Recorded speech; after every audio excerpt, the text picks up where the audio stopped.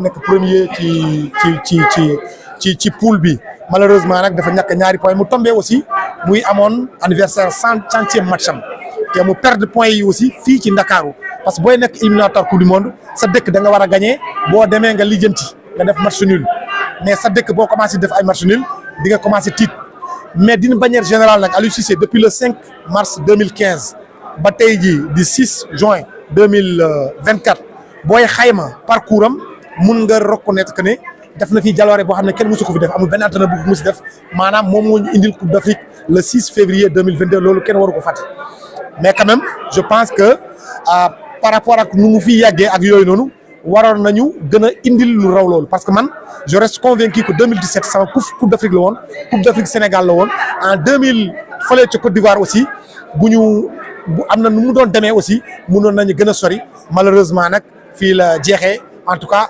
soyez apprécié, en français, tu peux dire il peut mieux faire. Il pouvait mieux faire.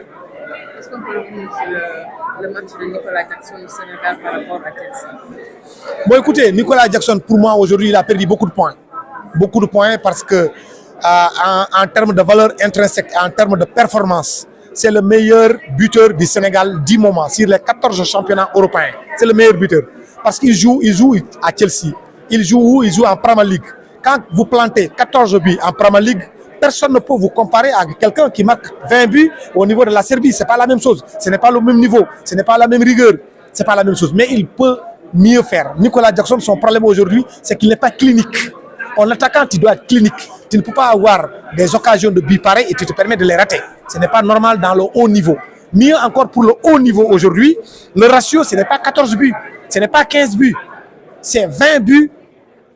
Plus de 20 buts. Les Cristiano Ronaldo et les Lionel Messi, ce sont eux qui se retrouvent parce qu'on les considère comme des extraterrestres, entre guillemets, bien sûr, qui plantent 50 buts par année. Ça peut se comprendre. Mais tous les autres, si vous regardez aujourd'hui, les attaquants sont à 20 buts plus, mais pas 14 buts. Malheureusement, en dehors de lui et de Cheikh Ndiaye, il n'y a pas un autre attaquant qui sort du lot. Tous les autres que nous avons aujourd'hui, et c'est ça le drame.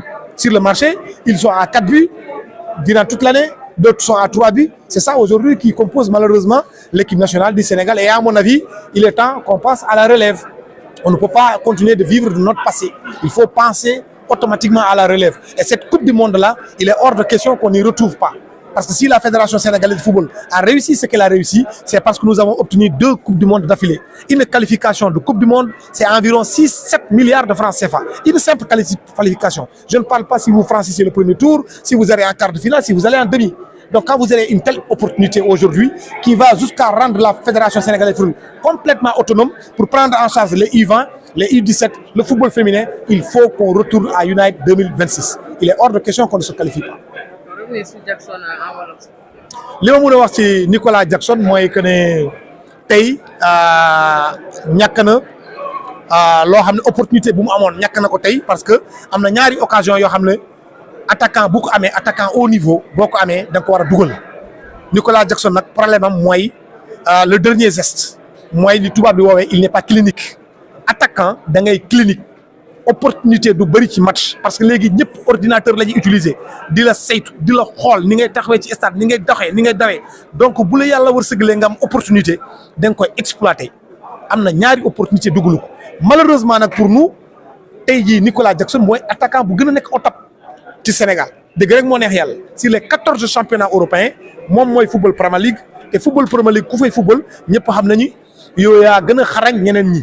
parce que ku fa dugal 14 buts bokkul ak keneen koo xam ne mu ngi nekk Serbie dugal ko 20 buts bokkul ranking bi bokkul mais quand même terewul Nicolas Jackson dafa war a yokk xarañteefam surtout sur le dernier geste loolu mooy principal problème am tey jii amoon na opportunité Aliou Cissé d'ailleurs wax na ko man terewu ma ko def lu ma bëgg waaye caabi baa ngi nii nag kër gaa ngi nii ubbi ko toogal ci kaw lal bi nga ne fa faraax fees place malheureusement nag amoon na opportunité pour def ko defu ko.